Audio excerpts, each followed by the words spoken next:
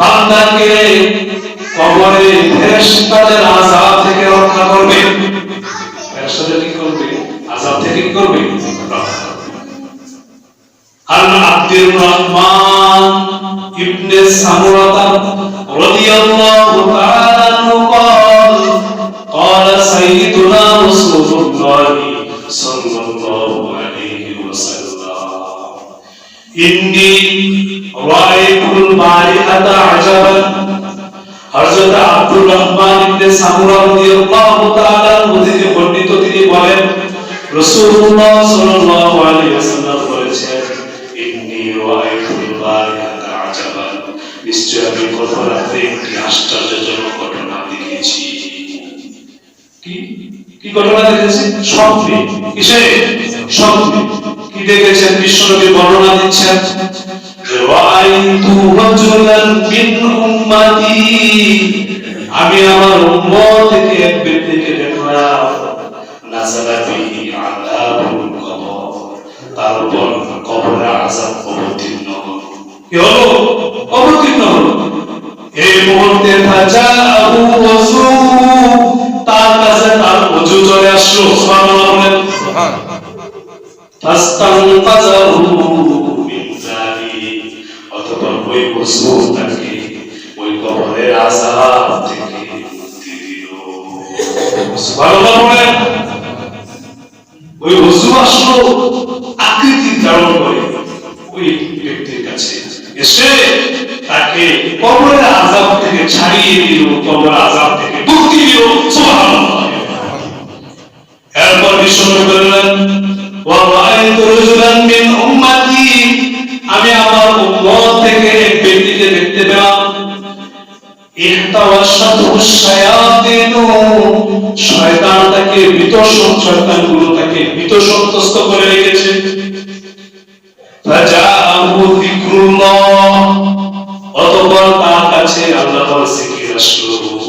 ফাখাল্লাসাহু বিন-নাসি, অতঃপর আল্লাহর জিকির তাকে এই শয়তানদের হাত থেকে খালাস দিল, মুক্তি দিল। সুবহানাল্লাহ। এই দুনিয়ার মধ্যে যদি কোন ব্যক্তি কোন আল্লাহর গোলাম আল্লাহর জিকির করে থাকে, তার মৃত্যুর পর যদি তাকে শয়তান সমূহ বিতসন্ত্রস্ত করে থাকে, তোমার আযাব হবে, তোমাকে আল্লাহ শাস্তি দিবে, এভাবে বিভিন্ন ভয়ভীতির মাধ্যমে বিতসন্ত্রস্ত করে রাখে, তখন তার কাছে সে দুনিয়া থাকতে যারা জিকির করত, ওই জিকির আকৃতি ধারণ করে এসে ওই শয়তানদের হাত থেকে, চক্রান্তের হাত থেকে তাকে মুক্তি দিবে। এরপরে বিশ্বনবী বললেন, ওয়া রাআইতু রাজুলান মিন উম্মতি, আমার উম্মত থেকে আমি এক ব্যক্তিকে দেখলাম, ক্বাদ ইহতাওয়াশাতুহু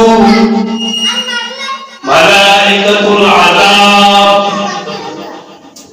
ফাজাআতুহু সালাতুহু ফান্তাকাযাতুহু মিন আইদিহিম।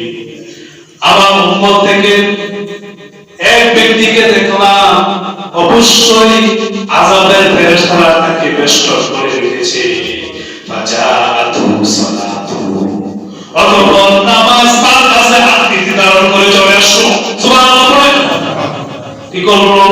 নামাজ আকৃতি ধারণ করে তার কাছে চলে আসলো। ফাজাআতুহু সালাতুহু, অতঃপর তার কাছে তার নামাজ চলে আসলো। এসে কি করলো? ফান্তাকাযাতুহু মিন আইদিহিম, অতঃপর ওই নামাজ ওই বান্দাকে আযাবের ফেরেশতাদের হাত থেকে মুক্তি দিল। সুবহানাল্লাহ। মানে কি বুঝলেন? নামাজ বান্দাকে কবরের আযাব দেবে এবং ফেরেশতাদের আযাব থেকে মুক্তি দেয়, ঠিক কি না? সে নামাজ পড়তে আগে ওযু করতে হবে, ওযু তাকে কবরের আযাব থেকে কি দিবে? খালাস দিবে, মুক্তি দিবে। এরপরে নামাজ যখন পড়বে, নামাজও তাকে ফেরেশতাদের আযাব থেকে কি দিবে? মুক্তি দিবে। সুবহানাল্লাহ বলেন। এরপর বিশ্বনবী বলেন, ওয়া রাআইতু রাজুলান, ওই ক্ষেত্রে স্বপ্নে আমি আরেক ব্যক্তিকে দেখলাম, ওয়া রাআইতু রাজুলান মিন উম্মতি, আমার উম্মত থেকে এক ব্যক্তিকে দেখলাম, ইয়াতালাক্কাফু আতাশাম, সে পিপাসায় ছটফট করছে, এটা লাভ করতো ছটফট করা, সে ছটফট করছে হতাশা পিপাসায়, পানি তৃষ্ণায়। তো যখন সে কোনো হাউসের দিকে পানি পান করতে যায়, ইচ্ছা পোষণ করে পুড়িয়া তাকে ধাক্কা দিয়ে সরিয়ে দেওয়া হয়। কথা বুঝতে পারছেন? পুড়িয়া তাকে বাধা প্রদান করা হয়। অতঃপর তার কাছে তার রোজা আকৃতি ধারণ করে আসে। সুবহানাল্লাহ বলেন। অতঃপর তাকে পানি পান করায়,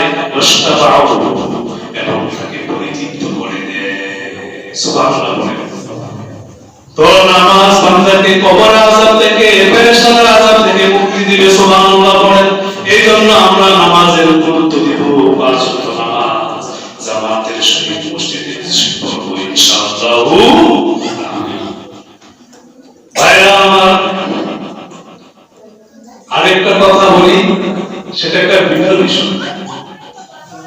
সেটা হচ্ছে এটা 2026 সাল শেষ, 25 সাল শেষ, 26 সাল আরম্ভ হবে।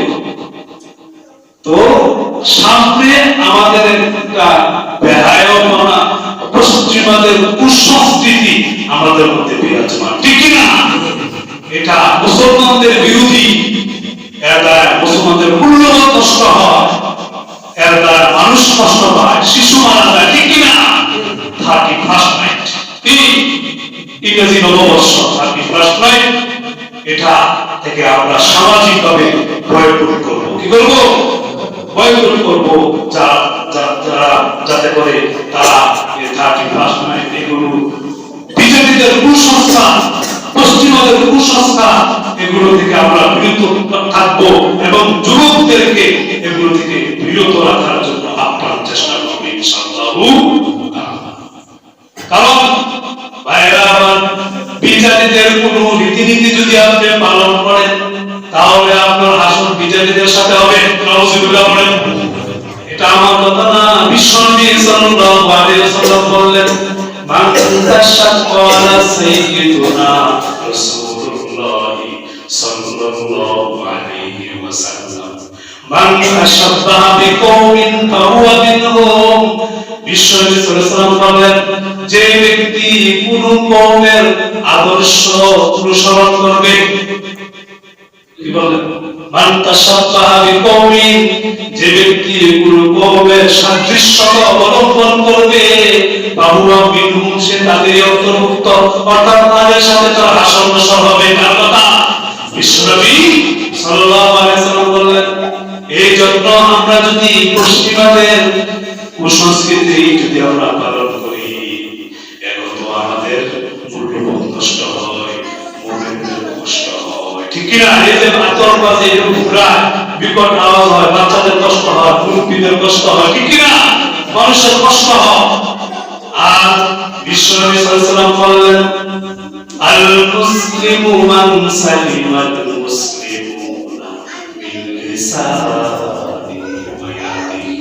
প্রকৃত মুসলিম হলো ওই ব্যক্তি যার জবান এবং হাত থেকে অপর মুসলমান নিরাপদ থাকে। কে বললেন? বিশ্বনবী সাল্লাল্লাহু আলাইহি ওয়াসাল্লাম। এর জন্য এমন কোনো কর্মকাণ্ডে লিপ্ত হওয়া যাবে না যে আমার হাতের কর্মের দ্বারা যাতে অপর মুসলমান কষ্ট পায়, এমন কাজ করা যাবে না। এজন্য আমরা বিজেপি পশ্চিমাদের কুসংস্কৃতি আমরা বিপরীত করব, বয়কট করব, যারা অত্যাচার